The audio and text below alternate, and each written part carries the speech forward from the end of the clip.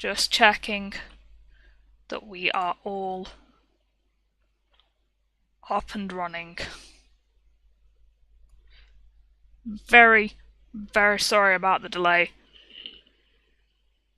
The technology just has not been working for us these last few weeks.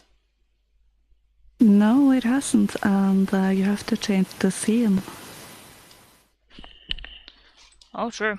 Spoiled one of the stories there, didn't I? Yeah, you did. I did a spoiler. Naughty, naughty. Naughty me. Yeah. Oh dear. How dare you? Oh no. I mean, to be fair, I'm just like... The emotion right now is just meme man face.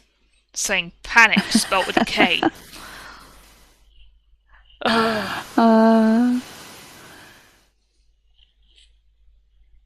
I just want to Oh dear. crawl up in bed and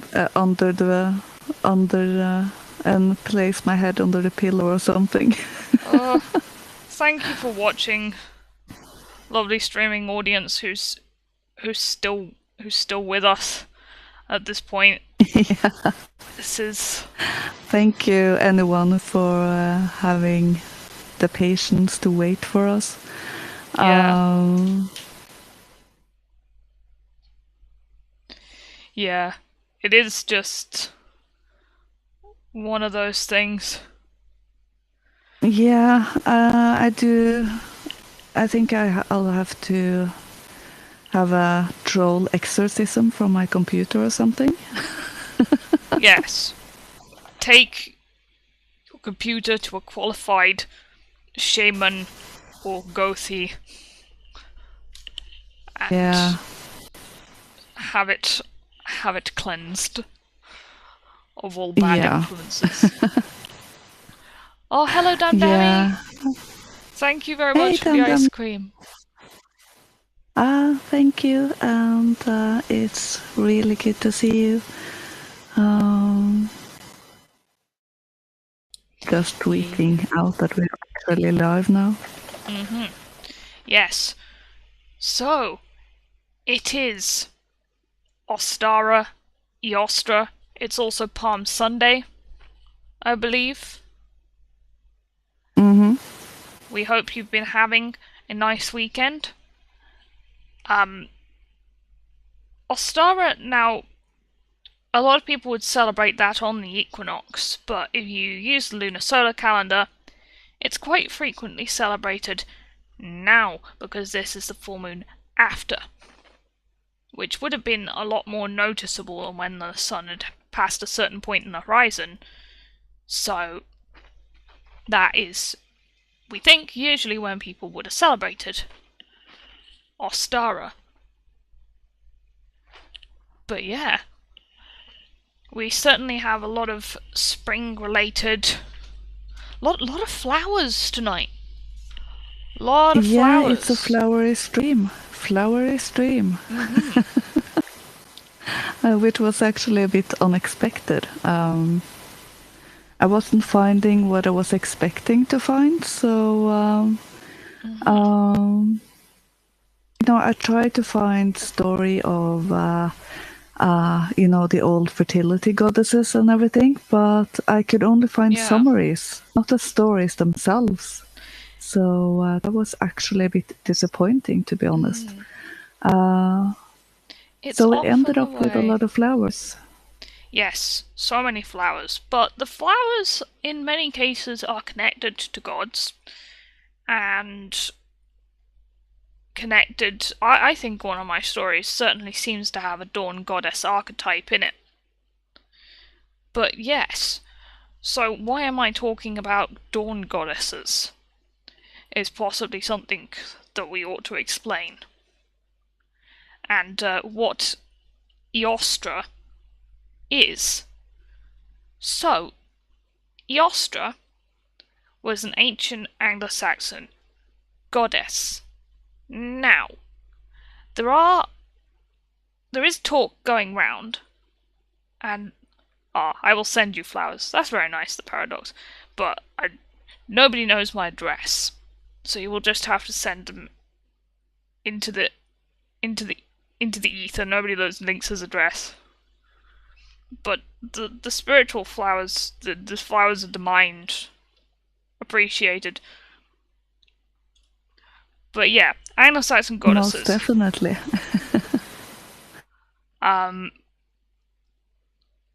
Eostre, I don't know why, but there's a theory going around that Bede just made her up. And I don't know why people think that Bede would just straight up make up a goddess just for funsies. But okay, one question there. Who is Bede? Bede is a historian around the time of the Christianization of England and the Anglo-Saxons, and he's writing down the Historia. I think it was called the Historia Britannum. Let me just check the name of Bede's major work, because my brain is in a bit of a flap. Yes, the Venerable Bede. He was a monk, and he wrote the Historia Ecclesiastica. It's a really long name, I can't even pronounce it. The Ecclesiastical History of the English People is really the translation of it. So Bede wrote the Ecclesiastical History of the English People, so he wrote down a lot that we know about the Anglo-Saxons and what their practices were prior to Christianity. Yeah, just thought that would be good to have clear for everyone. Yes. So people thought that this guy made Eostre up for some reason. But there are Dutch Germanic runic inscriptions that evoke, like, a cognate. So a similar sounding goddess in Germany. And the Grimm brothers, so the brothers Grimm, they didn't write those stories, they collected them. They were folklorists, and they found German people using the Ostara cognate of this goddess in their stories. So, not sure why, but some people say again, the Grimm brothers just made this up in order to agree with Bede, which, again, I'm not entirely sure, like, what anybody presumes the motive for this would be. To me, it sounds more like a very bad excuse not to take anything seriously. So yes. All they have is, they made it up. Yes, exactly. And I'm not really sure what is going on here with this, because Easter was called Paschal, or Pascal, in the Middle Eastern original name for it, but the name Easter and Oster, and you have these similar names for Easter in northern Germanic countries, and the month was Eostre month, Eostre Monat. So that's what they called the month. That's what they ended up calling the festival too, despite the fact that it originally had a completely different name. And so who do they think Eostre is? Well, they think she's a dawn goddess. And there are lots of other dawn goddesses around who are quite similar. And so Eye of the Jive goes into this in a stream called Is Freya Easter, I think it's called. But yeah, they're pointing out goddesses like the Ostria Henai, which are these triplet of matron goddesses in Austria, and goddess called Aos, the Titaness, so the sort of Greek primordial beings, the giants Titans. A Vedic goddess called Ushas is linked to her. That's just about a cognate, pushing it. And the Romans had Eos. Yes, because they definitely got most of their gods and their goddesses from the Greek before them. They just gave them slightly different names. And we do see the names being very similar, so I would think it is very closely related goddesses. Yeah, they are generally very closely related. They share certain functions. There's also goddesses like Zoya Utranaya in Slavic paganism, who opens the door for the sun god to go out in the morning. So obviously she is a dawn goddess. And they were also linking in Brigid, as she certainly does deal with new life and spring. So there's lots and lots of these different types of goddesses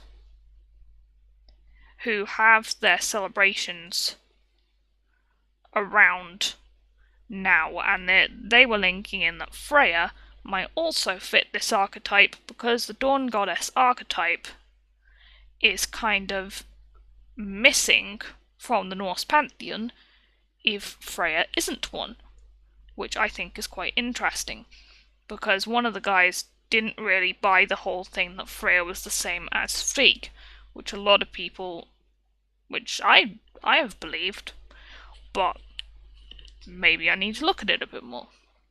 Who knows? I've always taken those as two different goddesses. But one thing about the Nordic religion, or really the Nordic world, they only had 2 seasons. They had winter and summer. They didn't have autumn or spring.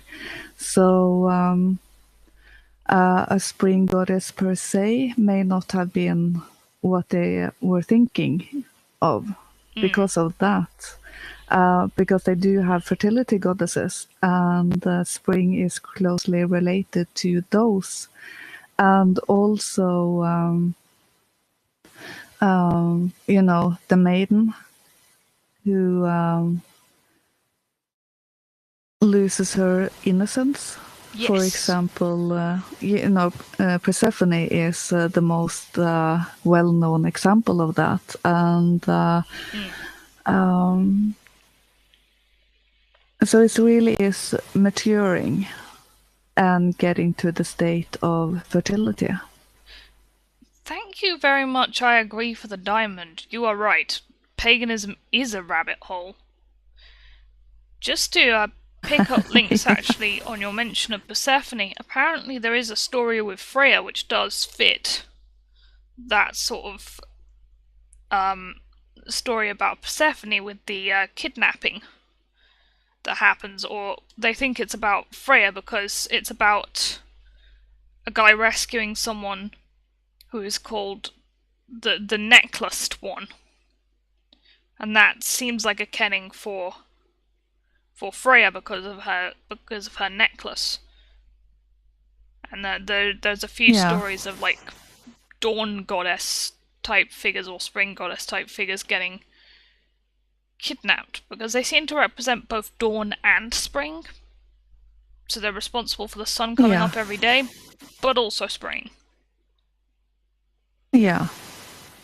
I think the earliest one they were linking it all back to is an Indo-European dawn goddess called Hausos,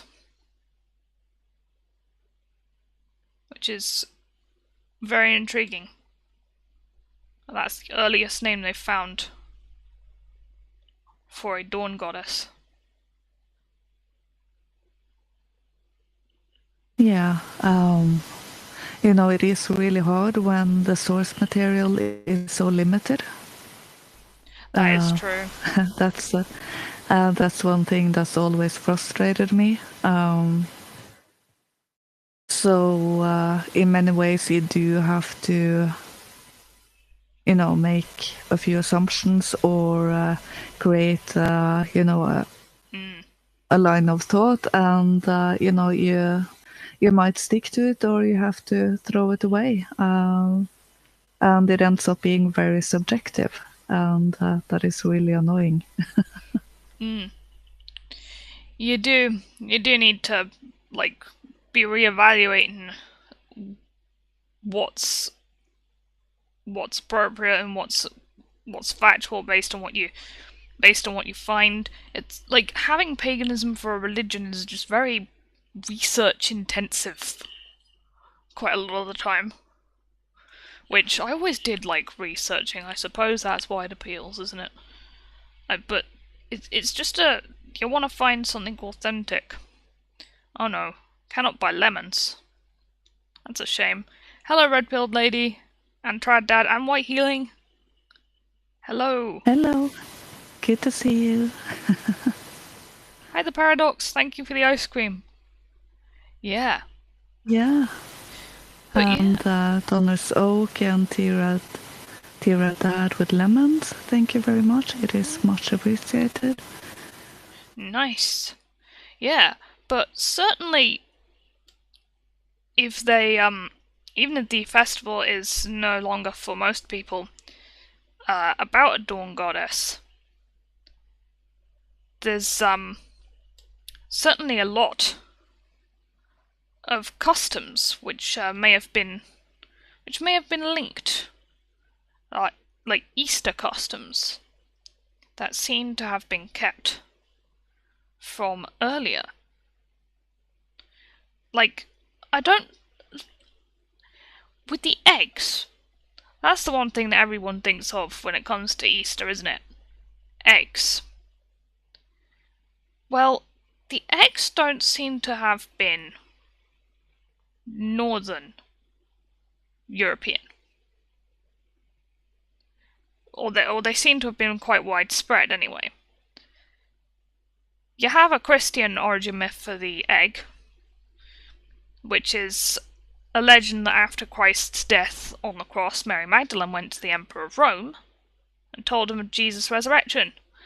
And the Emperor's response was along the lines of, oh yeah, right, and those eggs over there are red too. And then suddenly a bowl of eggs just turns red.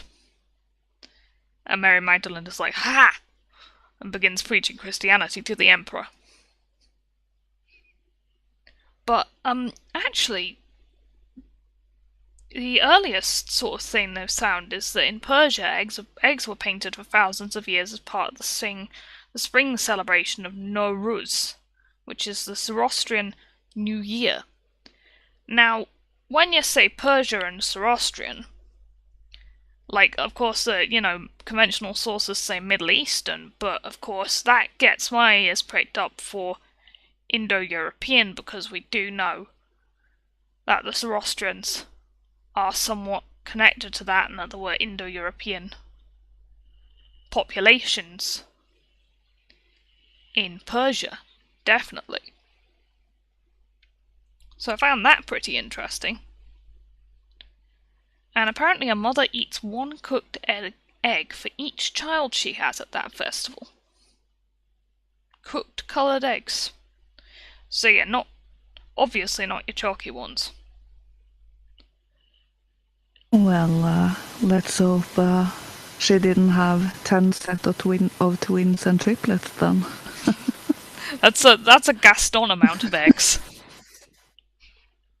I did come across that quite a few years ago, actually. There was a husband and wife. It was,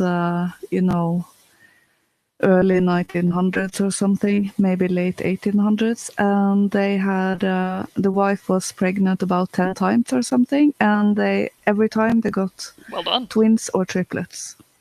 Yeah, that's fertility. That's fruitful. They they had a good. They definitely had blessings from some fertility god or goddess there. They were someone's favorite. Yeah. Wow. Well done them. Definitely.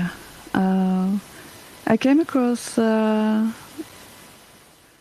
Greek Orthodox tradition of coloring eggs bright red, Yeah. which I didn't know of. And interestingly enough, they used the peel of yellow onions to get a red color, which I was a bit surprised of because I thought that only gave yellow eggs. Oh. Oh yeah. So they used onions to get a red colour. Oh, Yeah. how's that? I You can guess also it's red use onion. beet. That brings a bit more of a purple color. Oh yeah, The same thing can be with beets. But I have seen recipes as well of using yellow onion for yellow and orange eggs. But the way the Greeks do it is that yeah. they boil the egg for about 20 minutes in the dye. And if it's not as red as you like it, then you take it off the heat and let it cool for a bit, and then place it in the fridge or in a cool place until it gets the color you want. Now So it's a long-term dye. that's something I'm gonna have to try next Ostara, because Yeah. there certainly there've been painted eggs in Europe as well. Definitely. I mean, Ukraine. So many old customs in Ukraine. There's a pre-Christian tradition of wax-covered decorated eggs there too. They think they were in honor of the sun god Dazbo. Not pronouncing that right at all. Probably not. But yeah, they were unable to catch birds during that season because they were sacred to him. But they could collect the eggs, which were considered very magical. Do you know how we got the Easter Bunny? Because I didn't know how we got the Easter Bunny. Hares are mostly considered a symbol of the moon, actually. Moon, fertility, interesting symbology there. But they have a connection to eggs, in that wild hares, they make a form, which is basically a nest for bunnies. And when the hares abandon that form, sometimes gets taken over by small birds like plovers who would then lay their eggs in it. And then locals would find eggs in the hare's form. Now, people say that then the custom of the Easter Bunny arises due to confusion. I take a little issue with that interpretation of matters because obviously our ancestors know very much what mammals are and how they give birth, and they know what birds are and that they lay eggs. So I think possibly it more demonstrates an understanding of the actual symbiotic relationship, or well, the reusing of the hare's nest by the birds, because I don't think you can go around with your modern attitude saying, ha ha ha, silly medieval people in the 16th century, they thought hares laid eggs. It's so irritating. No, I'm sure they knew more about nature than what those people know today, so it's just arrogant. And thank you to Frodnall for a diamond. That's very good of you. And the Paradox has given a nice screen. Thank you very much. Just trying to keep up with the housekeeping. The earliest record I could find of the Easter Bunny coming with eggs to the children was from Germany. I think the first recorded incident, or the first time it was written down, was in the 1600s or maybe 1500s. And they do think it's an older custom. But that specific custom and having the children go looking for them, that originated in Germany and then spread over Europe. So that is quite interesting. And it is a very good custom that they invented. And indeed, Yeah, I always loved that as a child. I have heard one origin story of it, that it's related to an older custom of in spring going and burying eggs in your garden to bless it. oh, hadn't heard that one. I heard that a few years ago. So basically just burying the egg in the soil, which then will, of course, dissolve and give nutrients to it. So anything that grows there have a better chance of growing strong and big and give a good harvest. Nice. Yeah, lots of these things that we can certainly carry on doing or revive. Season for them is a bit past, but I got some stuff about hot cross buns that I might want to talk about at some point. Yeah. But we have gone for almost half an hour, so we might take the first story. Yes, we need to. Oh, by the way, hello to Evidence Violates Community Guidelines backup channel. Oh, hey. On YouTube. Good to see you. Hello. Nice to see you. Yes, we shall have a story. Perhaps we should have the Enchanted Castle. That's a nice one to start with. Yeah.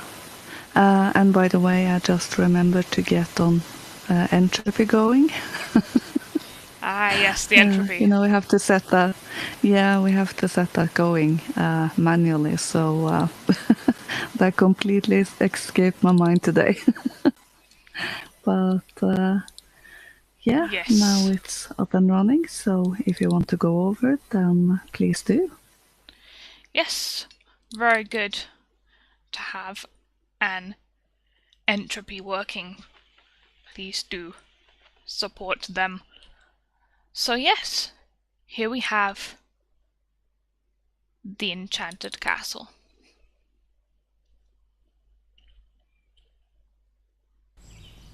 The Enchanted Castle. One day, a little German girl was gathering flowers in the meadows when she was met by a wonderful maiden. Wondrous fair the maiden was to look upon. Her dress was of pale green velvet, with streaks of bright crimson. In her hand she carried a basket of spring flowers, and on her head she wore a wreath of pale yellow blossoms. Her voice was like the sound of silver bells. "Lisbeth, you are a good child," she said. "You have done your best to help your sick mother, and now, tell me, what are you going to do with the flowers you are gathering?" And the little girl replied, "I am gathering them for Mother. She loves the spring flowers, but she is too ill to gather them for herself, and she cannot afford to buy them." "I know that you are telling the truth," said the fairy. "Your mother is sick and poor, and you want to help her. Now look at this, Lisbeth," she continued, giving the child a blossom from her basket, like those upon her head. "This is a primrose.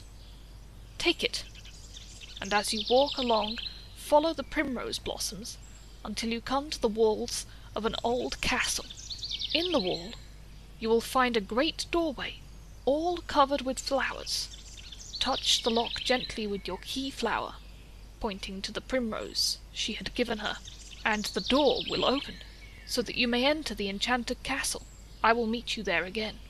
Then the fairy vanished, as suddenly as she had appeared, but the astonished Lisbeth did as she had been told, and followed the primroses on the banks until she reached the castle walls. She soon found the door covered with flowers, and moving aside some of the beautiful blossoms, she placed her key flower upon the lock. Slowly the great door opened, but Lisbeth was so surprised at what she saw within that she was afraid to enter, and could only stand and look. Great baskets hung from the roof of the house of the pale yellow blossoms. Banks of them were heaped around the walls, while upon the floor and tables stood vases of all shapes and sizes, containing nothing but primroses. But in a few minutes she heard a sweet voice calling her, and on entering she saw once more her fairy friend. "Lisbeth," the fairy said, "come in and take what you like. Under those sweet blossoms are chests containing gold, silver, and jewels. You may remove the flowers and open which you please. Take as much as you can carry, and come again as often as you like. The key flower will always admit you, but there is one thing you must remember. You must not take away a single blossom, but every flower must be replaced where you find it. So long as you observe this rule, you will always find an entrance into this home of wealth and treasure. But if you disobey, punishment will quickly follow."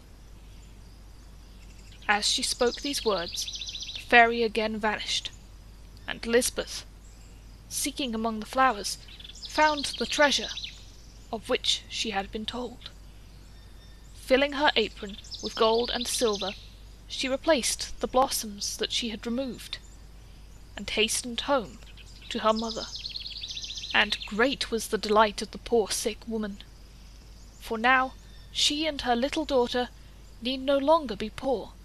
Many and many a time they visited the enchanted castle, and ever since Lisbeth told the story to her friends, the boys and girls of Germany have called the primrose the key flower.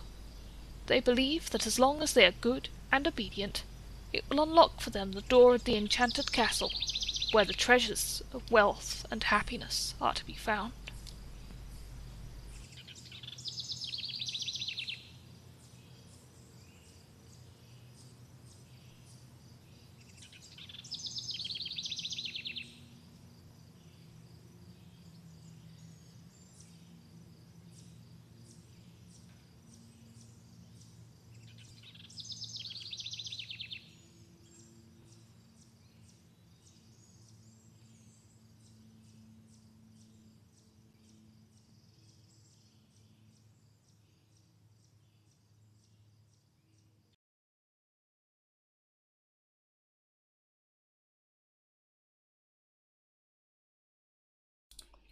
Yes, so that was the enchanted castle. And I certainly was intrigued by the fairy figure in that one. I think she definitely fitted in with Eostrophemes. She seemed to me like a bit of a dawn goddess archetype. What do you reckon, Lynx? Oh, for me, it's I am very bad at English flower names, so overall, Same. the story gave me. I'm not a gardener. I know. I know many of the Norwegian names, but they can be quite different from the English ones. So the general feel was perhaps the midpoint between spring and summer. As the season turns into that. And I didn't get that much of a dawn feeling, but Yeah, it was just... it's not anything I can exclude either. For me, it was from her appearance. Her blondness, for one. I think they specifically mentioned that she was. And she wore green. And primroses are also a spring flower that she seems to have, she's associated with. And also, she displays one of the dawn goddess sort of functions that I found they were associated with. More sort of It was one of their lesser functions, but the giving of treasure. They were quite often associated with the giving of treasure. Yeah. Which, of course. Right Meow is hosting us, so thank you very much. That is very good of you, and it's good to see you as always. Thank you very much, Right Meow. Thank you very much indeed. Yeah. I think, I'm not sure how they get the sort of notion that primroses resemble keys. I've looked at a primrose. I don't think keys. Not sure where that comes from. I honestly don't know of any flower that looks like a key. Yeah.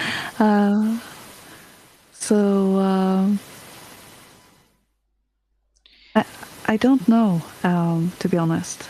Let me take another look. But yeah, you certainly got lessons and morals about obedience in that story. Mm-hmm.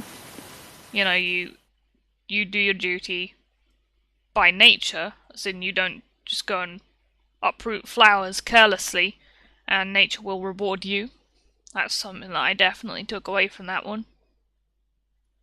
I would say. Yeah, and it's also the general one that when a fairy or some sort of supernatural creature gives you instructions, you have to follow them, and that will lead to reward. And if you don't, then you lose everything, and in many cases get quite a heavy punishment. Indeed you do. And for once, the person just decided to do as they were told. No disobeying. Just a nice ending. There we are. It's not hard, folks. If you're given a task by a supernatural creature, do follow the instructions to the letter. Even if you think it might be a good idea to deviate from them, do not. Tom Russell would make a good guest. Do you mean Mr. Rousel has survived the jive? Yes, Tom Rousel. He would make a good guest. But... yeah. Do we think we get him on? Oh, I don't know. Don't know. I don't know how liberal he is with that. But I am in contact with Frode Midgard, so nice. Maybe he could vouch for us. So because it's been on Guide to Culture a few times. Yes. So yeah, we might try to pull some strings. Yeah, certainly. I mean, would it just be a whole episode of me being like, I'm on a stream with Survive the Jive? Yes. Probably. But yeah. That would be really, really, really cool. It definitely would. Yeah. But, yeah, it was sort of like... What was I even going to say? Yeah, I sort of thought that she definitely fit that archetype of maybe a dawn goddess or maybe the queen of fairies. I think the queen of fairies a lot of the times must have originally been a goddess, because definitely elves and fairies were considered part of the divine races. I mean, Freya's home is Alfheim, is it not? He rules over that part of the worlds. And at least in Norway, one way they got rid of paganism was to demonize it, and the gods and goddesses that came from that were then connected to the devil. And Yes, especially horned gods. Horned nature gods. Literally, yeah, I think, I turned was into the devil. yeah, I was looking at a Norwegian article about trolls, encyclopedia article, and it actually had quite a few interesting points that I hadn't heard before. Because I do plan on making a small video on trolls just to make it clear what they are. And the Norwegian word for magic is trolldom. So you could say it's the word of the troll, or the judgment of the troll. And an interesting part was it was put into law. We have it written from the 11th and 12th century, but it was as early as the 10th century, where people were not allowed to go to the graveyard and speak to the dead. That was called trolldom, and that brings my mind to Odin. You know, what is Yes. Vårspa? That is necromancy, to learn stuff about the past and everything. And that was the wording of it was literally you couldn't get information from your ancestors. So that is definitely a tie to the old gods.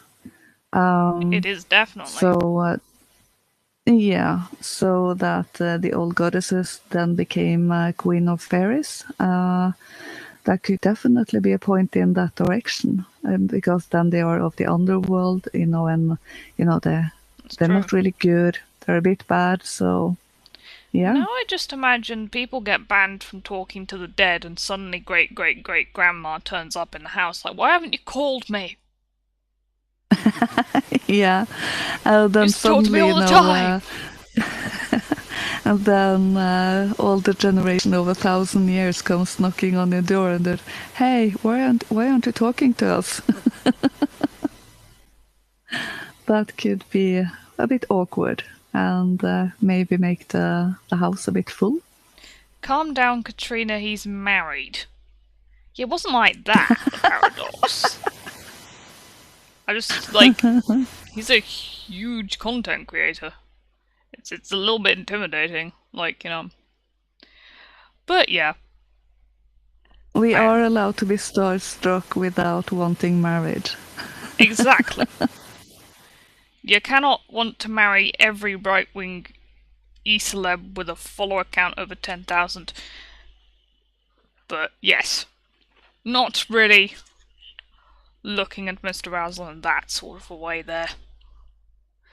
But yeah. Right.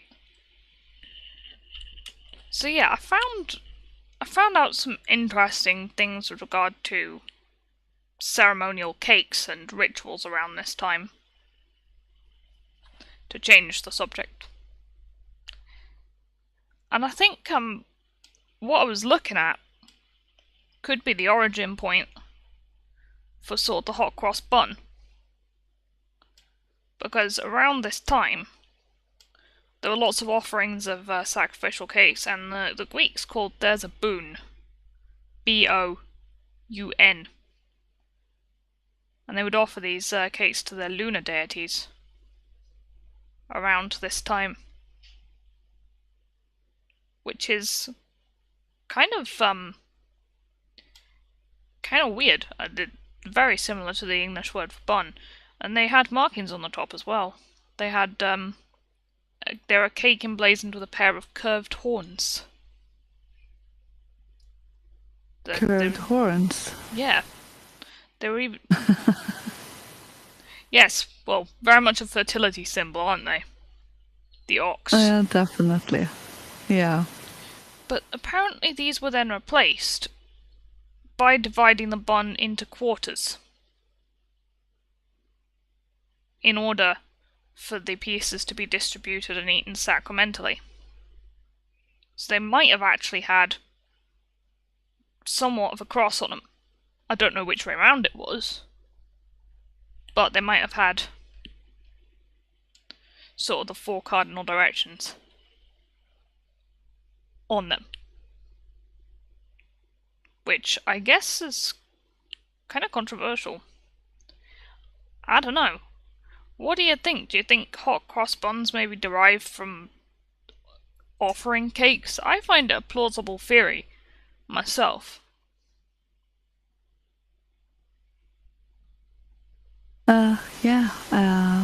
That could definitely be the case. You were just roboting a bit there, so it was a bit hard to hear. The last one? Yep. Glitching. But yeah, apparently that happens. Apparently that was done in England as well. Apparently it was, and they sort of became the hot cross bun, and there's even a notion that the Eucharist wafer might be a simplification from actual bread and sacrificial cakes, which is quite an interesting notion. Yeah, it is. We do have a Christmas cookie that is decorated with a cross on top. I don't know if it's the same. I would have to look at some recipes to see that. Oh dear. But it seems to be somewhat in the same lane, at least. Yeah, I would say so. I mean, maybe I'm biased and I'm just clinging to this because it gives me an excuse to eat delicious hot cross buns as a pagan. Could be. Lol.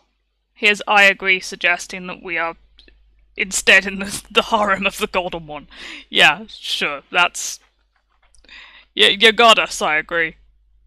Oh dear. Yeah, that seems to be somewhat of an interesting chat going on there. Oh dear. And also, soon I will be eating buns with curved ones.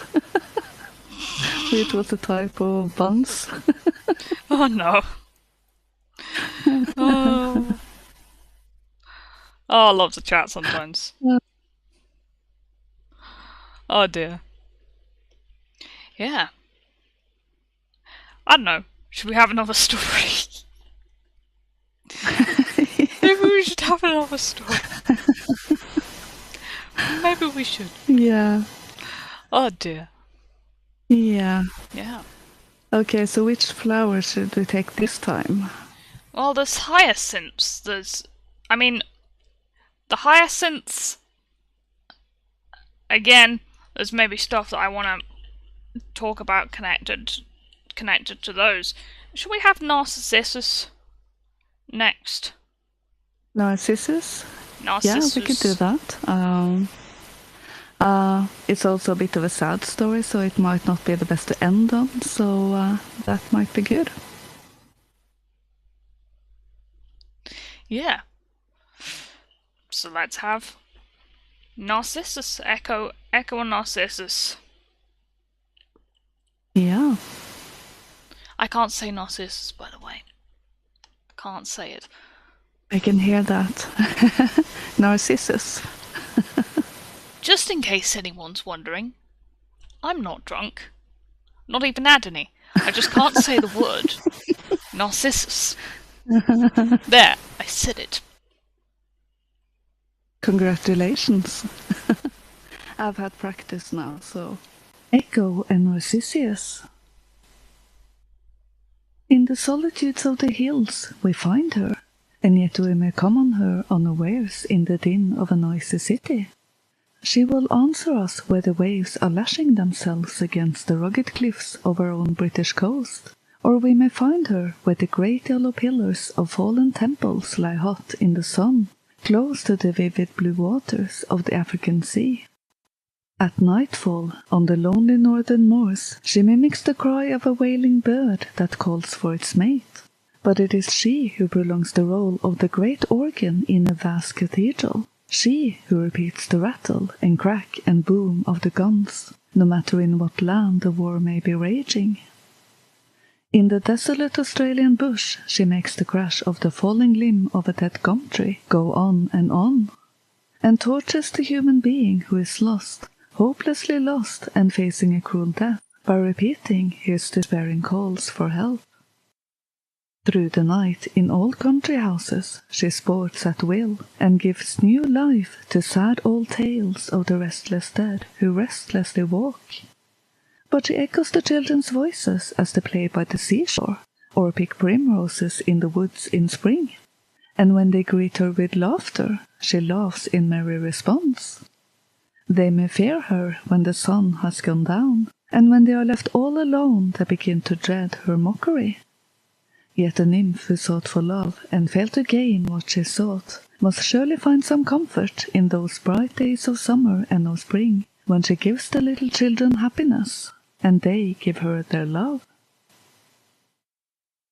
When all the world was young, and nymphs and fauns and dryads dwelt in the forests, there were no nymph more lovely and more gay than she whose name was Echo.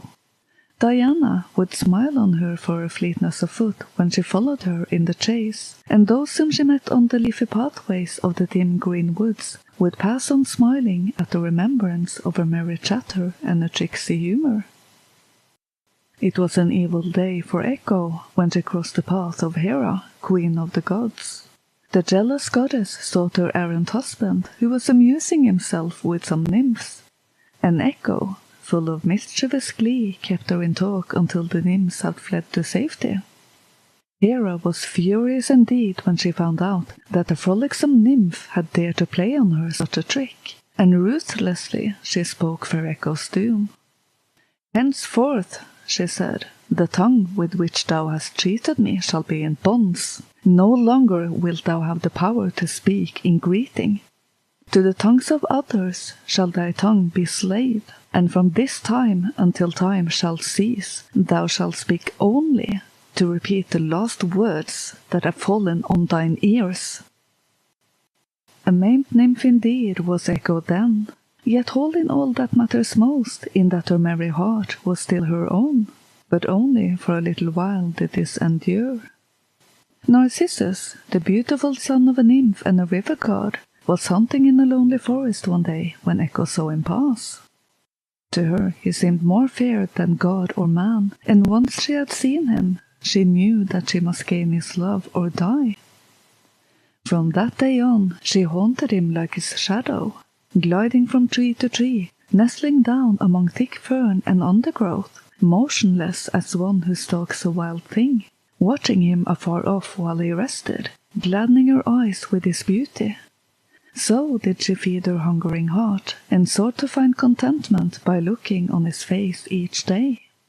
To her at length came a perfect moment when Narcissus was separated from his companions in the chase, and stopping suddenly where the evening sun checkered the pathway of the forest with black and gold, heard the nymph's soft footfall on the rustling leaves. "Who's here?" he called. "Here," answered Echo. Narcissus, peering among the trees' long shadows and seeing no one, called, "Come!"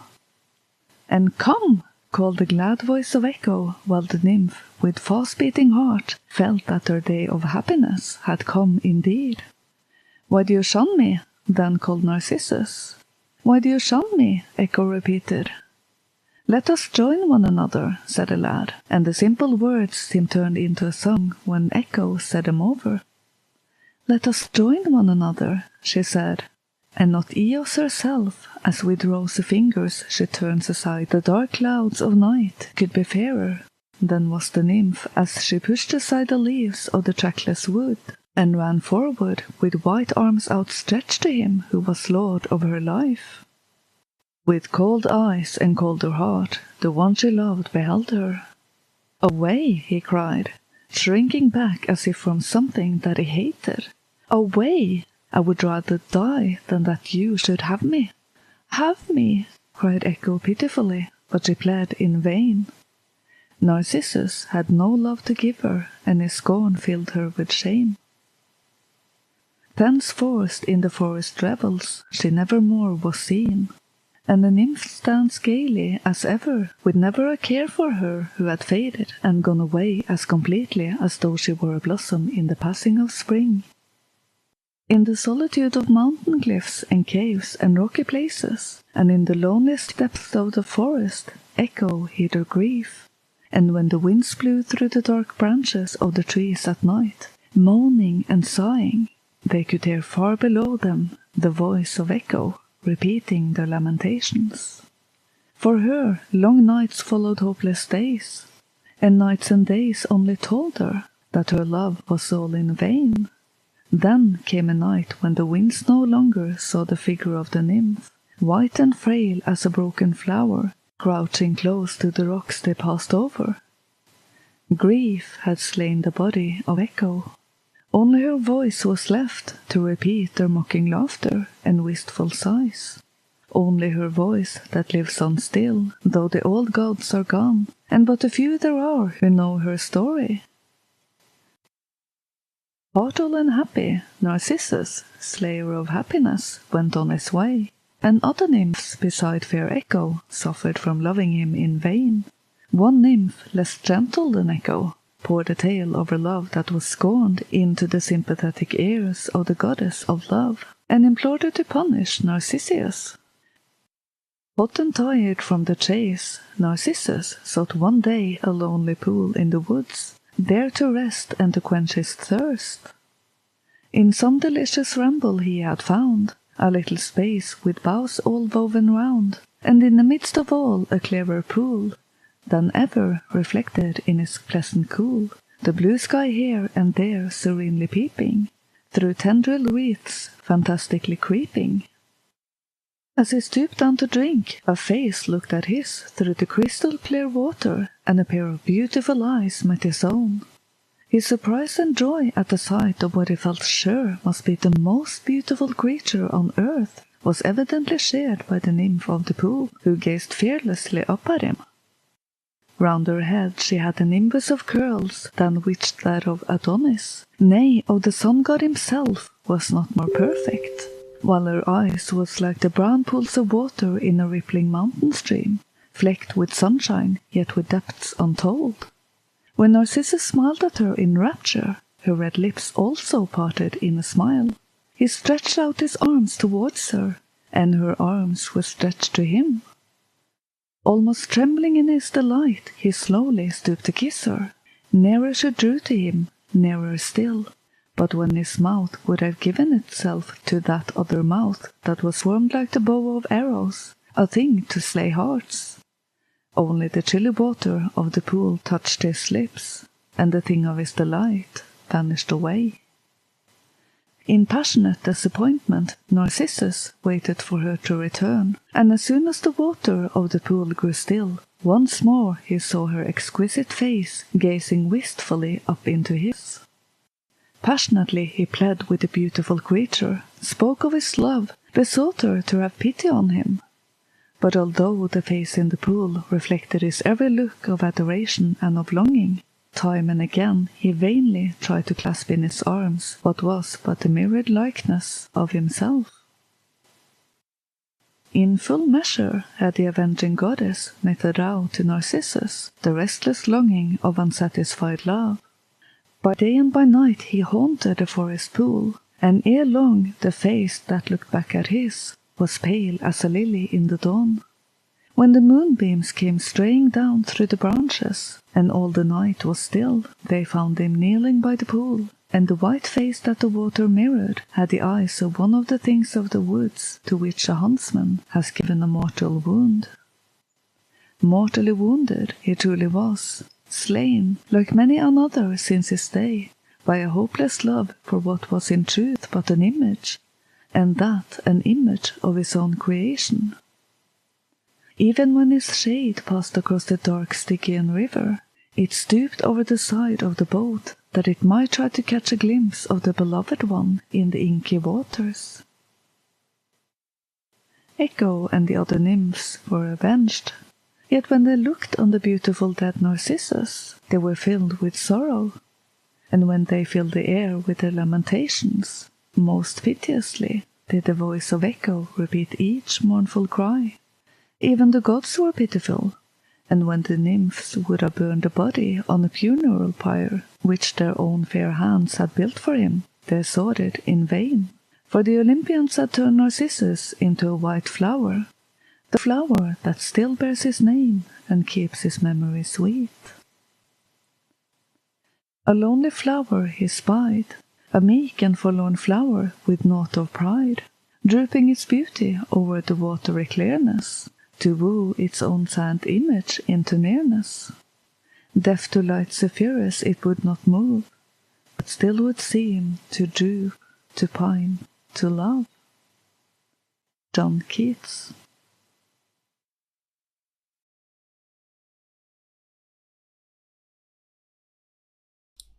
And that was Echo and Narcissus. Indeed. A pretty pertinent point in the chat that could have been solved by writing, but indeed, who does know about the literacy levels of nymphs? Shocking. I've never heard of a nymph. I haven't heard of nymphs writing letters or books or anything, so that might not be what they knew. Might not be. I mean, no. There is evidence that writing stuff down, like it did for humans at that time what Google did for our memories. Like, oh, you don't have to remember it now. It's just in a book. So maybe oral culture has its advantages. If handled right, then yes. Most oral cultures, the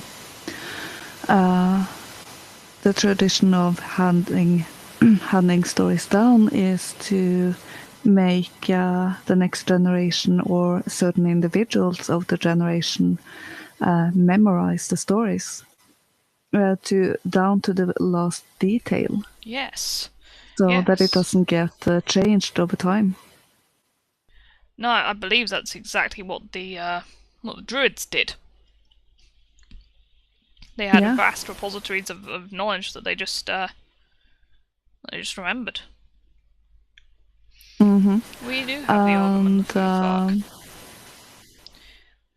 The runes in the Ogam and the Futhark, I think they're mystic symbols in and of themselves and not just used for communicating meaning in that sense, in the written sense as well.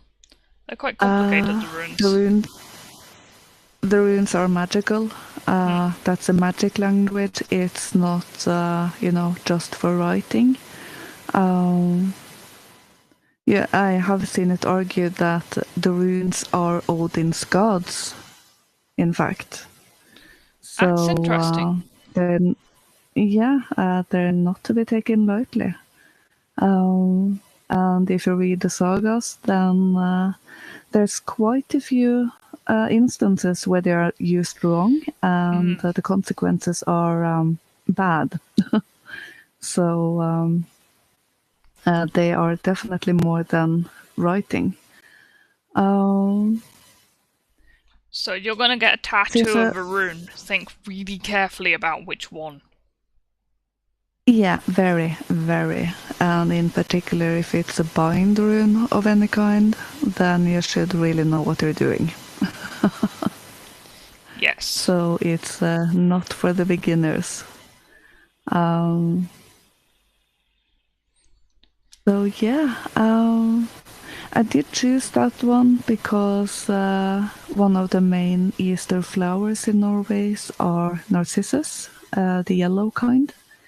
Yes. I believe we just call them daffodils in England. No idea how we got that name from.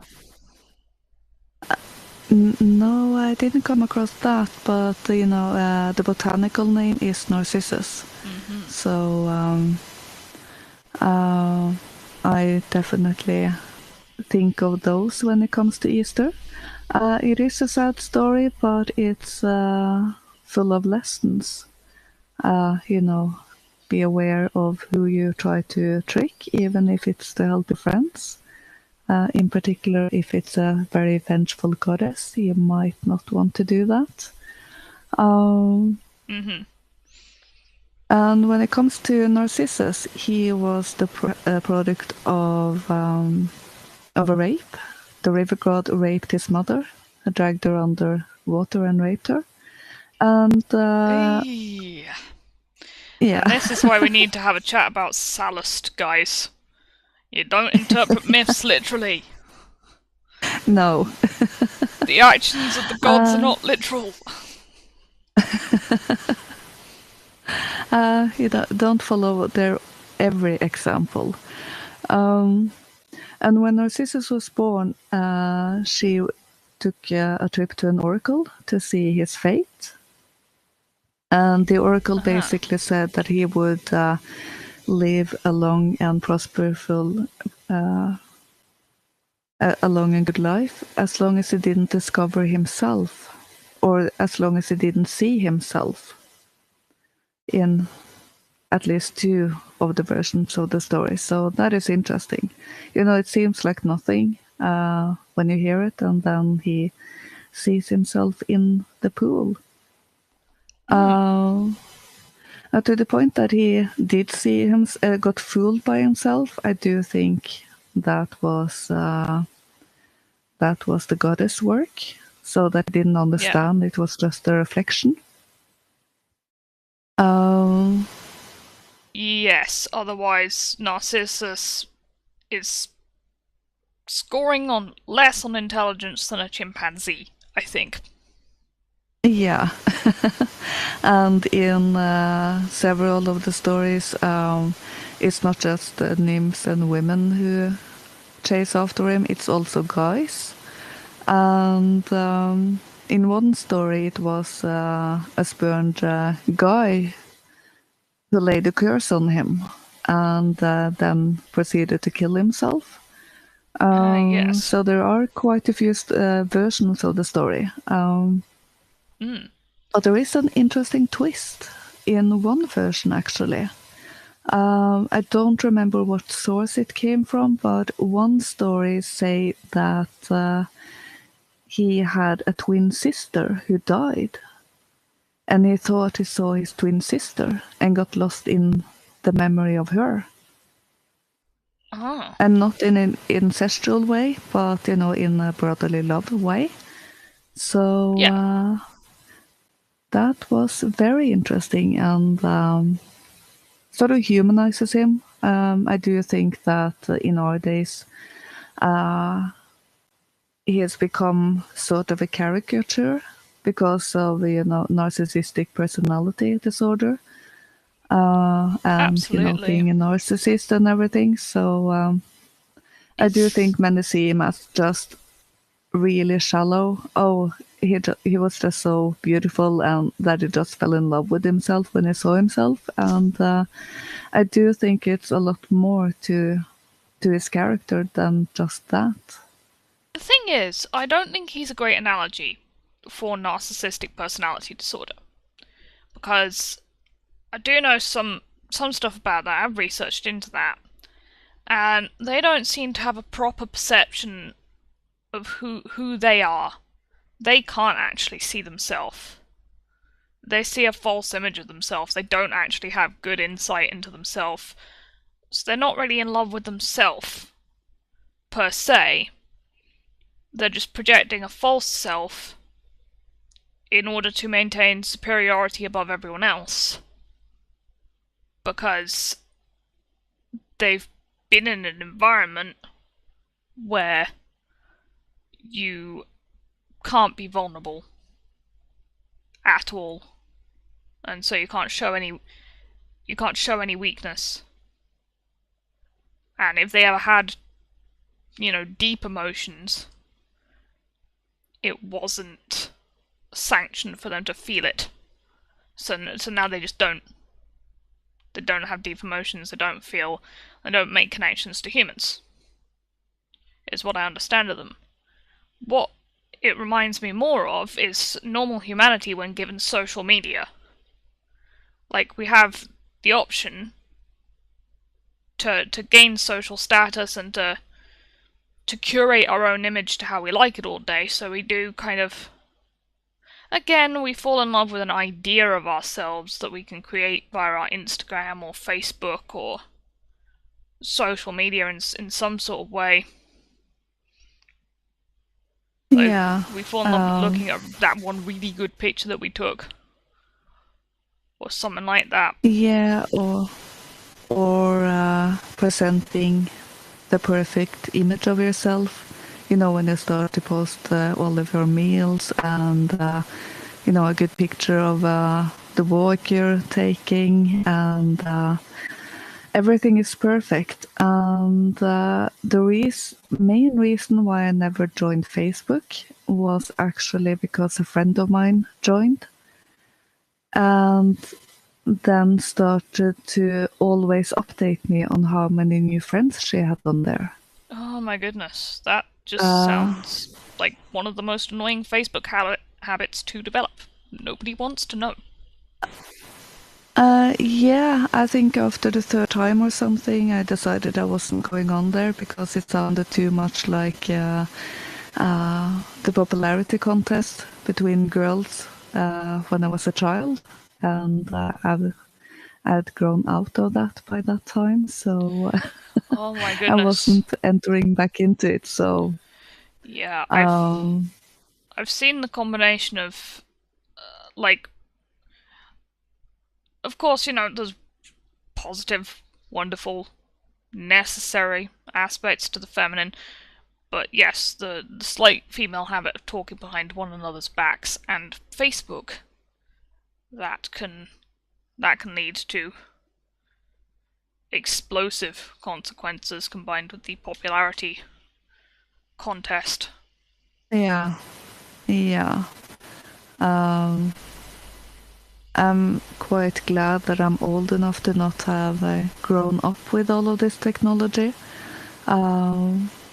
So, you know, my childhood years were,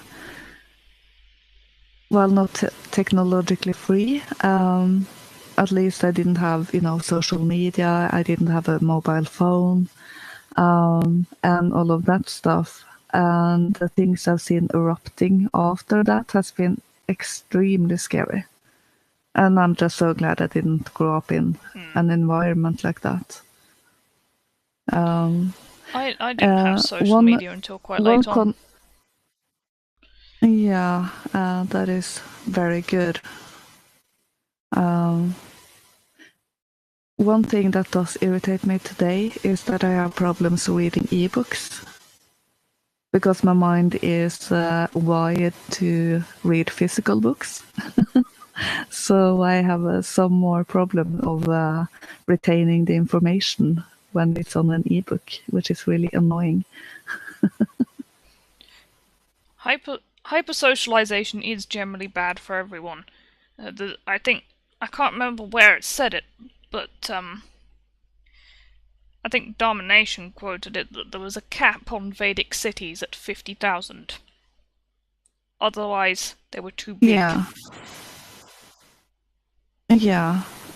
I've heard the counter argument that was because the population was so small, but there's definitely something to it. When a city gets too large, it becomes inhumane. Though my maximum limit is extremely low, so I don't know how many would even consider that a city. So I'll just say the countryside. That's true. That's true. I'm kind of like the less noise, the better. Not a fan of noise pollution is some of the worst things about that. I get claustrophobic when I have people on all sides of me. I feel boxed in, so I need air, I need space, I need silence. Yeah, and you can hear all their arguments at 3 a.m. too. Yeah, or other stuff that you don't want to listen to. So. Yep. Nope. Yeah. Didn't want to listen to that. Oh dear. That's TMI. TMI. Indeed, disadvantages of city flat living. We've all been there, Yeah. and that's very lucky. Yeah. Yeah. Another aspect of growing up today that's really been for a few decades now is it's not only hyper-socialization, it's that you are boxed in with only your own age group. In Yes. daycare and in school and everything, so you don't really learn to communicate with people of all ages. And It's all of true. the activity is organized. Everything is organized. And in particular, where it's Yeah. not longer common to let the children run out and play in the streets. Then their whole day might be organized from they get up to they go to sleep, Exactly. and And that's they don't develop properly as humans in how we're supposed to function. And I definitely think that is a big part of exactly, all yeah. the dysfunctional people today. And that's why I'm a big advocate, actually, of Montessori method and homeschooling, because that can provide a lot more emphasis on the choice of the child in what they want to learn, and very much fosters the maximum independence, so that they're not having everything every day organized for them, but you impress upon them that there is a responsibility to learn things, and you provide them with the resources to do so. I definitely think that Yeah, that's a method that everyone should look into. yeah. Well, I haven't looked that much into Montessori methods. What I have seen very good. Um, and we got to take our children back. We just have to. We absolutely do, because it's certainly not appropriate to let them be raised by someone else. I mean, coincidentally, in the last story today, letting a child run around with other people leads to quite some disaster, does it not? Somewhat of a tangential link. But yes. Yeah. Um, Yeah, there is another connection to just to get back to Echo and Narcissus. There was one interesting link I hadn't heard before. And that's another tie to spring. According to the myth, the narcissus flower were the last one Persephone saw before Hades took her.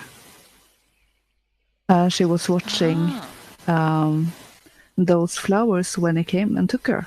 So apparently that's why it hangs his head, because of the shame of its part it played in that he was able to take her unawares. So that was an interesting point I hadn't heard. that is interesting. Yeah. What's going on chat? Debate about boys and girls and over socialization.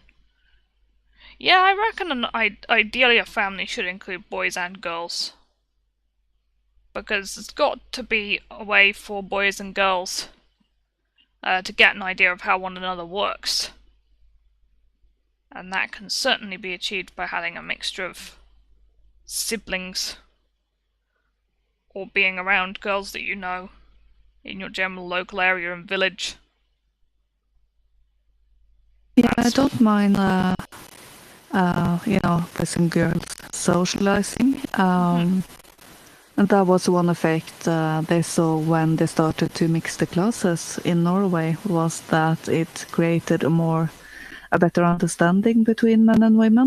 But on the other hand, I also They should see the point learn. of learn separately Yeah, because they learn in different ways. totally different So ways, yeah. yeah, so while in a teaching setting, it might not be the best to mix. I do think it's important that they socialize outside of that, so that they get to know each other and, learn to behave amongst one another. And that was actually a point I saw in the stories from the book with Arthur Tales.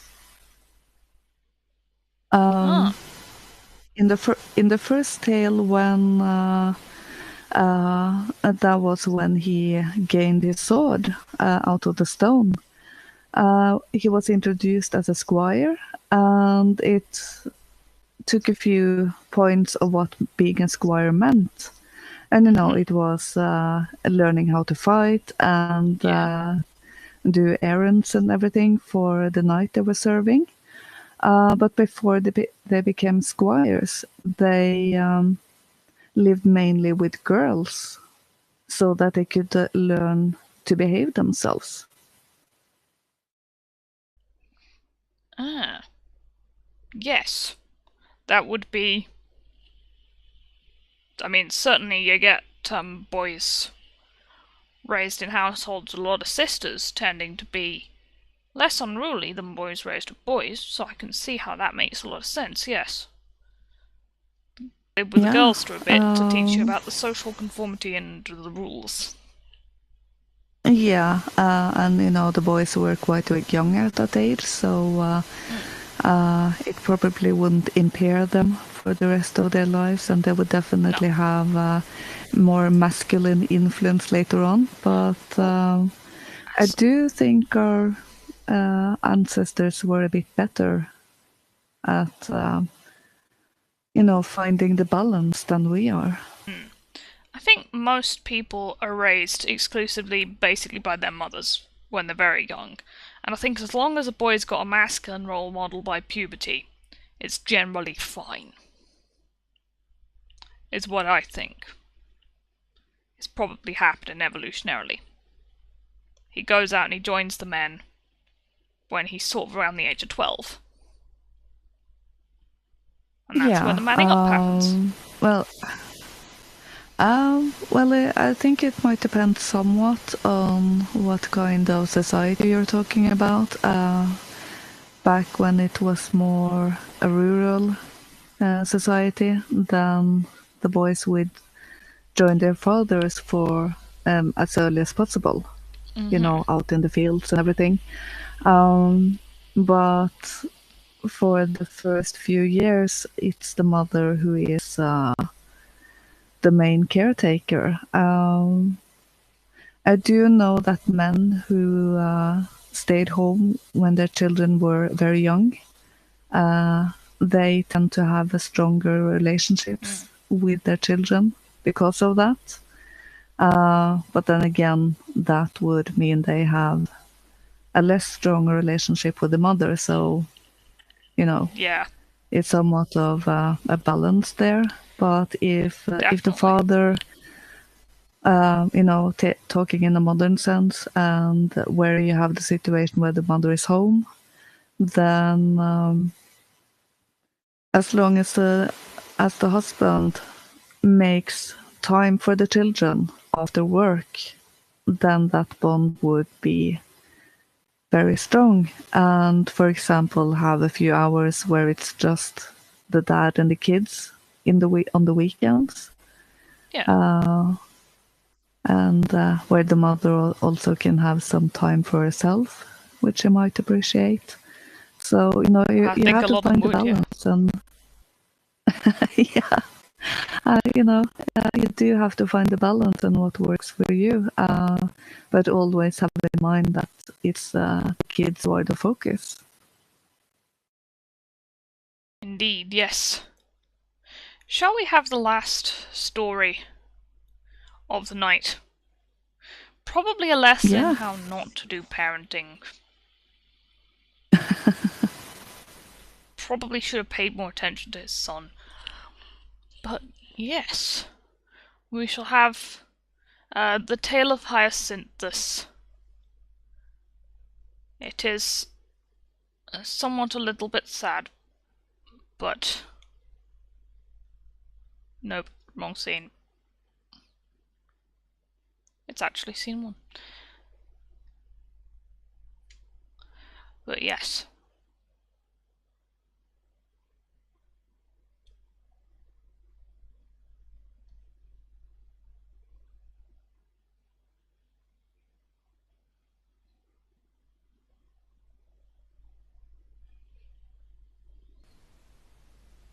The Fate of Hyacinthus. One day, when Apollo the sun god was driving his chariot across the land of Greece, he saw in the palace gardens of the king of Sparta a beautiful boy at play.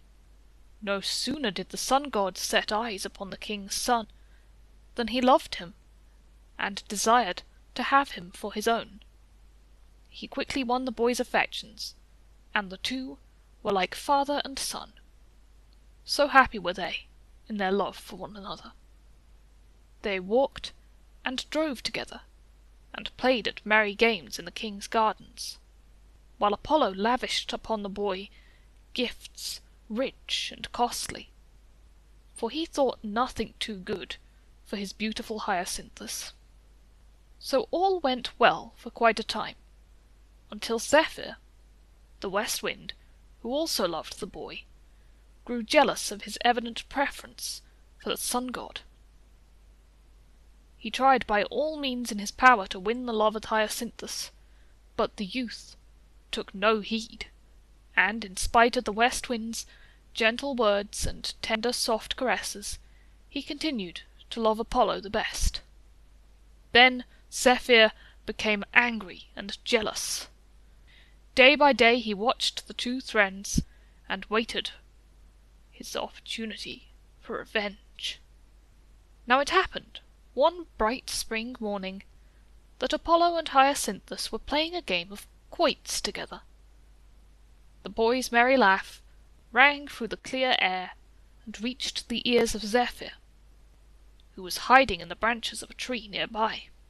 An angry look passed over his face as he exclaimed, "He shall die. Rather than give him up to Apollo, I will cause his death." At the very moment, Apollo raised his arm and threw his quoit. Straight as a dart it sped, until a strong gust of wind, raised for the purpose by the angry Zephyr, changed its course, so that it struck Hyacinthus in the head, and killed him. And now the revenge of the west wind was complete, for not only had Apollo lost the object of his love, but he had slain him with his own hands. Then the sun god was frantic with grief, and casting himself upon the body of his favourite, he wept loud and long. "O my beloved," he cried, come back to me! Woe, woe, woe is me!" But nothing could restore the boy to life again.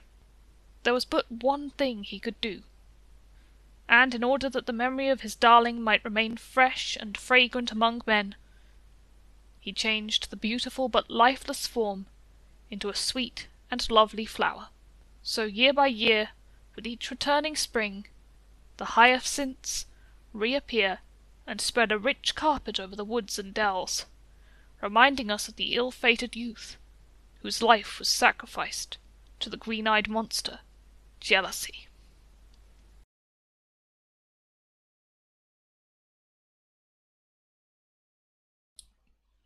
So yes, that was the fate of Hyacinthus. The origin story of another spring flower.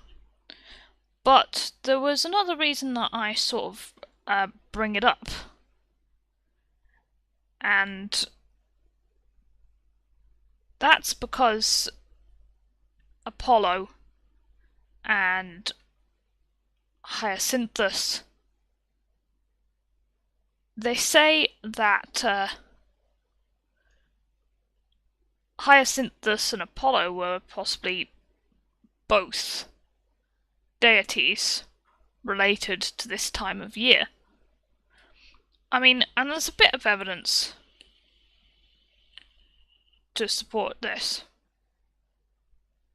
There is a bit of evidence to support this, and that's because Apollo is associated with some functions, minor ones, of your traditional dawn goddess that you do get around this time of year, like crying golden tears. Dawn goddesses often do that. If Freya is one, then we can cite the example of her crying amber tears. And again, here with Apollo, you see him crying golden tears, which he cried for Daphne, the nymph who literally turns into a tree to get away from his advances. That is harsh. Do you have any luck with that girl you were seeing? Nah, she turned into a tree literally to get away from me. Oh dear. But yes, Hyacinthus was celebrated at a festival called Amyclae, the second most important of Spartan festivals, probably also called the Hyacinthia in the Spartan month of Hyacinthus, which is probably an early summer festival. And the rites were passed from the morning of Hyacinthus to the rejoicing in the majesty of Apollo, and the festival was connected to vegetation, and marked the passage of the youthful verdure of spring to the dry heat of summer and the ripening of the grain. Which is probably why this myth of Hyacinthus is survived, because he's one of their vegetation gods. And he's probably a pre-Hellenic god that was assimilated into Apollo's cult. And yeah, also like Adonis, like we say, his death does get mourned during these rites. So yes, very sad story there. But sort of a connection to the theme. I don't know, Lynx, do you have any thoughts on the fate of Hyacinthus?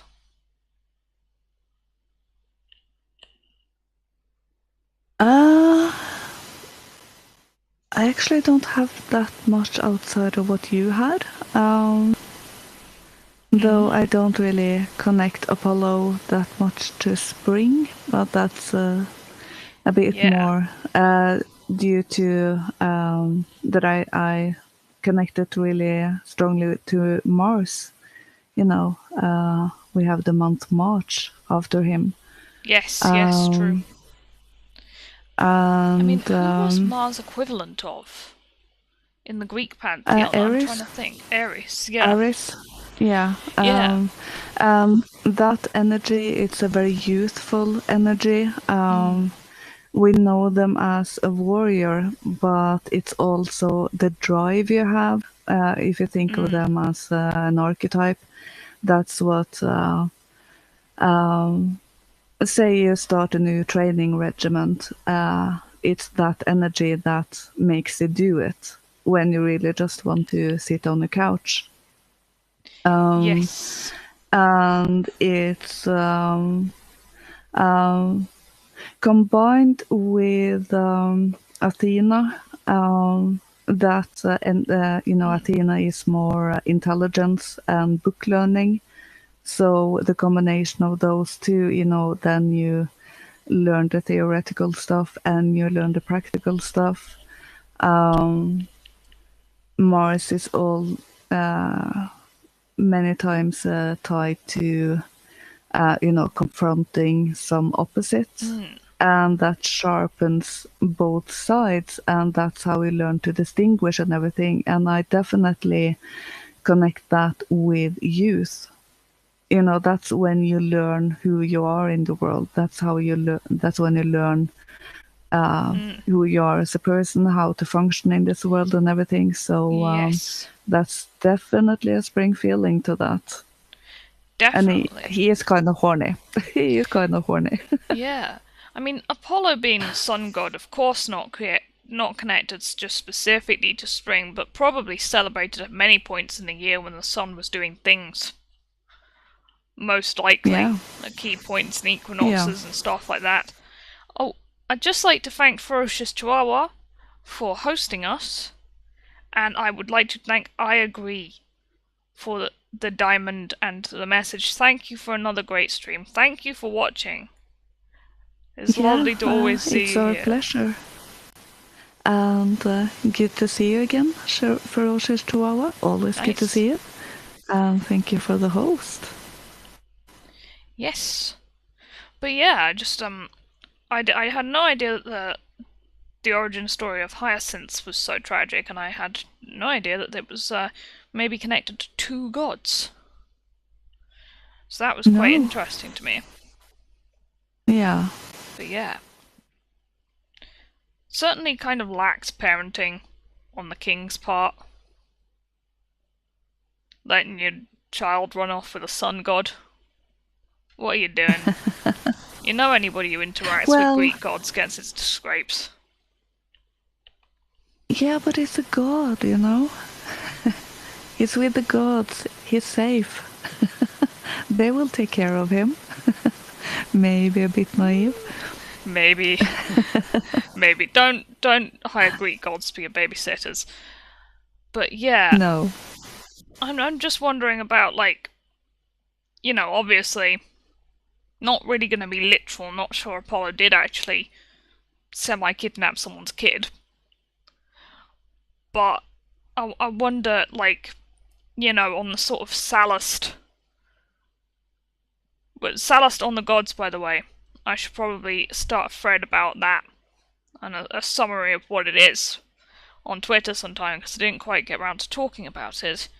But he's sort of suggesting that you read the myths in terms of their physical meanings, their animistic, so related to the soul reasons, their theological meanings, and some of them are mixed. And that is the way that is the four categories that he primarily ascribes to the reading of myths. So we ought to talk about him and how he says one ought to do myth reading sometime, because he is Neoplatonist, but he's got some valid points.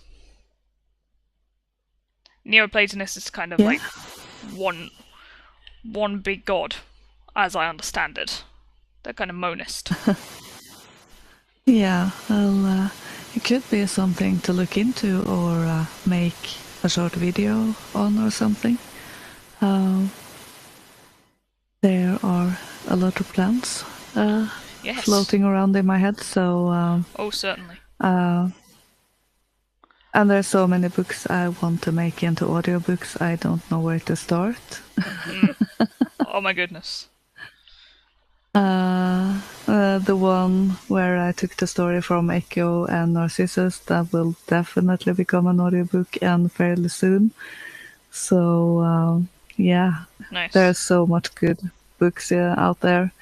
And, for the last few shows, we found stuff on Gutenberg.org, and that's a gold mine. Oh my god. Absolutely. Yeah, I can get lost in there. Like I can get lost in the library. So many collections of like Victorian and Edwardian folk tales from just before the age where everything got like kind of weird and degenerate. Yeah. Yeah, and old books on myths and translations of them, and all this in the public domain and everything. So it's almost a dangerous website for me. Oh, I know. Very easy to browse that one for a long time. Yeah. But yes. We've got people. We've got Ozzy challenging Apollo in the chat. That's not a good idea. He's the sun. Oh. He's a bit. You can't really punch the sun. Gonna burn your hand.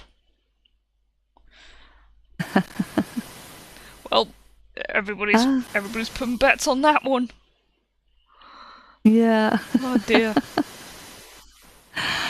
Make sure to live stream it, please. I'd like to watch it. Indeed. Oh dear, but you probably won't see much because Apollo's really shiny. Like it's just gonna be glare all over the screen. Yeah, well, these days we have sunglasses and there's filters for cameras and everything, so that will be fine. I don't just get give me a anime. heads up so I can get the popcorn. I don't get the anime jokes. I do not really watch anime. I'm into my high fantasy, but not so much into the anime. I don't think I've ever seen any anime, to be honest. So I'm definitely not into it, other than what I see in memes and everything. So I'm probably missing 99% of it. So I've seen this Super Saiyan thing, but I just don't. I can't even remember the name of the anime where it comes from. Lol, I've never heard of it. So wear factor 100,000 sunblock and you'll be alright, lad. Oh, nice. Or just use red paint to paint your skin first.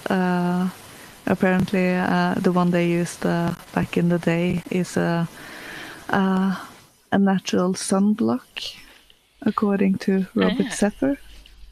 So, because it, Mr. Zephyr. Yeah, the red dye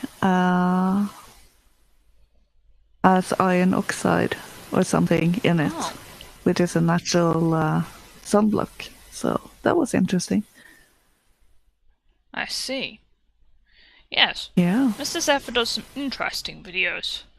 Definitely. Some good definitely. Stuff. Yeah. And some really out there stuff too. Definitely. Yeah. I have one on he did on Nikola Tesla.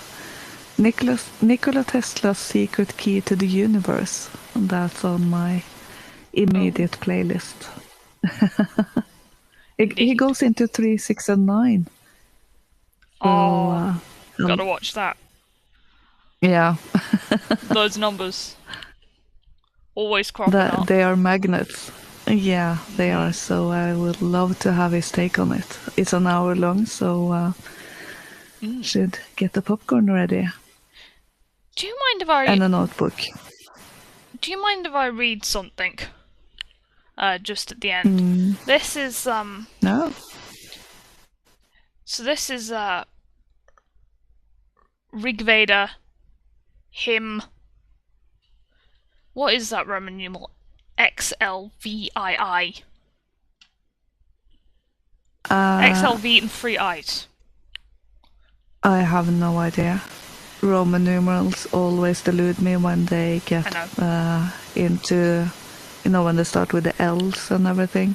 I know. I'm not smart enough. I can't read them myself. But this is a translation by T. Ralph T.H. Griffith, 1896, from the Rigveda. And, well, it's a bit of a prayer to Easter, to Eostre. Dawn on us with prosperity, O Easter, daughter of the sky. Dawn with great glory, Goddess, Lady of the light. Dawn thou with riches, bounteous one. They, bringing steeds and kine, boon givers of all wealth, have oft sped forth to lighten us. O Easter, waken up for me the sounds of joy, send us the riches of the great. Easter hath dawned, and now shall dawn, the goddess, driver forth of cars, which, as she cometh nigh, have fixed their fort on her, like glory-seekers on the flood. Like a good matron, Easter comes carefully tending everything. Rousing all life, she stirs all creatures that have feet, and makes the birds of air fly up. She sends the busy forth, each man to his pursuit. Delay she knows not as she springs. O rich in opulence, after thy dawning birds that have flown forth no longer rest. This dawn hath yoked her steeds afar, beyond the rising sun. Borne on 100 chariots, she, auspicious dawn, advances on her way to men. To meet her glance all living creatures bend down. Excellent one, she makes the light.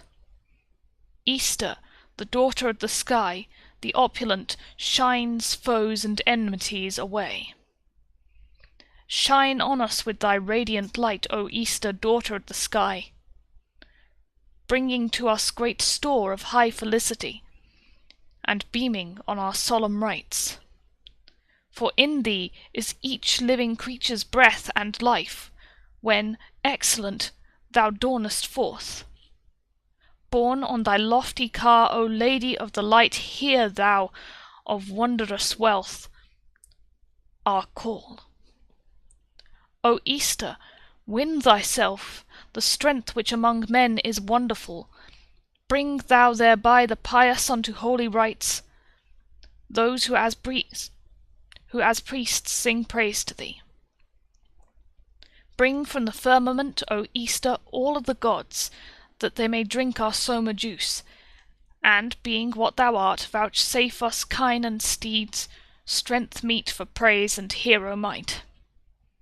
May Easter, whose auspicious rays are seen resplendent round about, grant us riches fair in form of all good things, wealth which light labour may attain.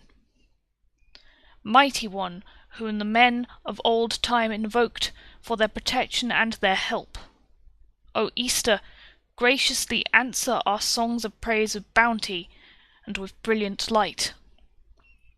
Easter, as thou with light to-day hast opened the twin doors of heaven, so grant thou us a dwelling wide and free from foes. O Goddess, give us food with kine. Bring us to wealth abundant, sent in every shape, to plentiful refreshing food, to all subduing splendour, Easter, mighty one, to strength thou rich in spoil and wealth.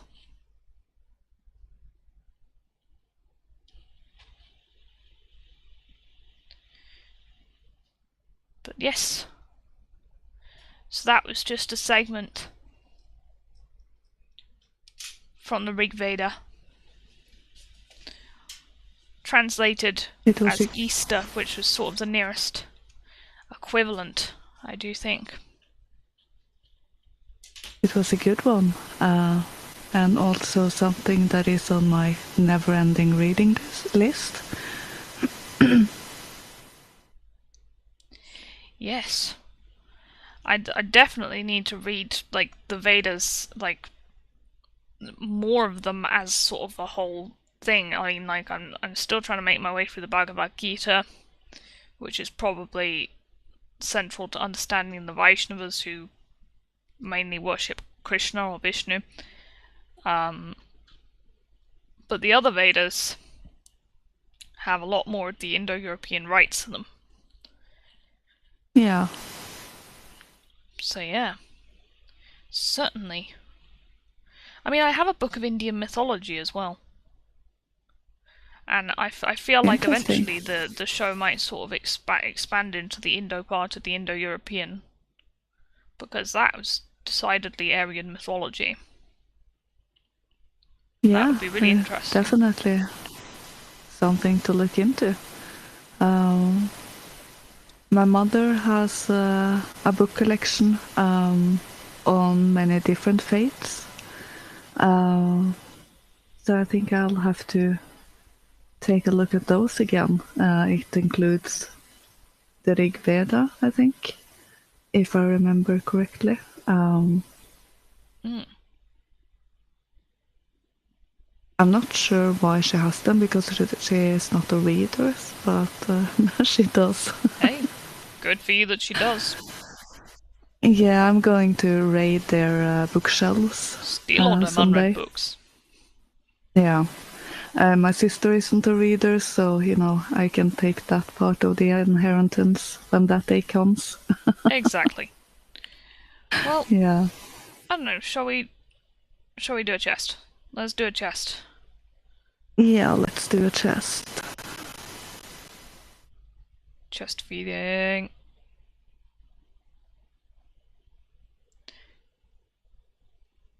Who's gonna get the lemons?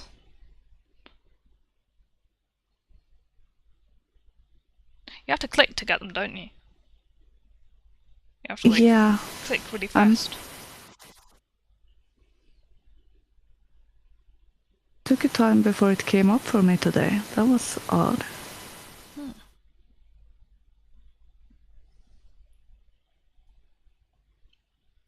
Oh, hello, Mardigans. Welcome. Hey.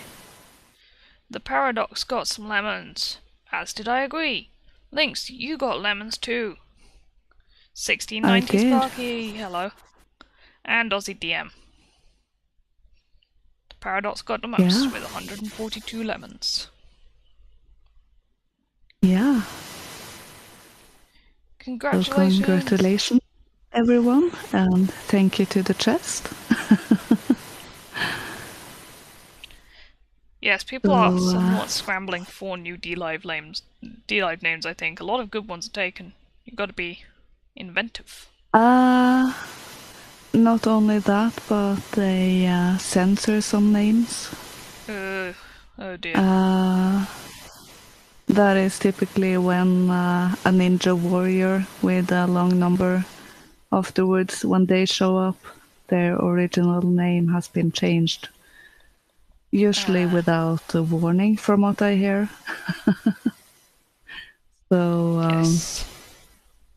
Yeah, and then they have to wait a month before they can change it to something else. So that is very good of them. Oh, hi, Urba Durba. Hey, good to see you. Yeah. Well, that is it for tonight, folks. Yeah, and we will be back on 18th of April, wasn't that correct? Yes, I think that was 18th of April that we were back on. Yeah. Yeah. Let's take the 4th, the 11th. So... And yes, then we're back on the 18th. And we shall be updating with themes and stuff, so stay tuned for what is coming. Yeah. So I hope all of you have a good Easter and a good week after that before we see you again. It will be good to just relax and enjoying what the church called the quiet week. I've always liked the quiet week, but then I do like silence, so... Thank you for the diamond, the Paradox. May both of you be this generous feeding babies. That doesn't quite make sense. I mean, they just do that when you have a baby. You don't have to make them. Don't have to make them produce any milk. They just do. Yeah, you just have to eat enough so Exactly. that you make it, and you have to make sure that the baby eats it so that it continues producing. Exactly. So No, it's feeding the babies. ultimate automate. Yeah. Feeding babies. Well, quite often tricky for quite a few women, but only because there's not so much schooling and showing of how to do it these days. Definitely. From what I hear, the most problems arise from the baby having problems latching on properly. Mm, So they just yes. suck, but they can't get any milk. So, of course, that's frustrating. I don't think it's that much of a problem in Norway, but we have what is called, in some circles, breastfeeding Nazis. Uh, our midwives have been very on that Mm, in promoting breastfeeding over bottle feeding, and definitely over, uh, you know, mm. And quite right they powder are. milk. Quite right they are. Why be The spending your chest feed, money? yeah, Free it's milk. free. It's free. Yeah. Chest feeding is done with for tonight. I agree. Yes. There's only one chest feeding, and that is the D-Live chest. Mm-hmm. The chest gets fed lemons, then you get the lemons. That's the only type of chest feeding we talk about. Yeah, it's the only one in existence in my world. Well, good night, everyone. Yeah, have a wonderful Easter, and see you on the 18th. Same place, same time. Yeah. Well, see ya. Goodbye. Bye. Right, I need to shut off the stream.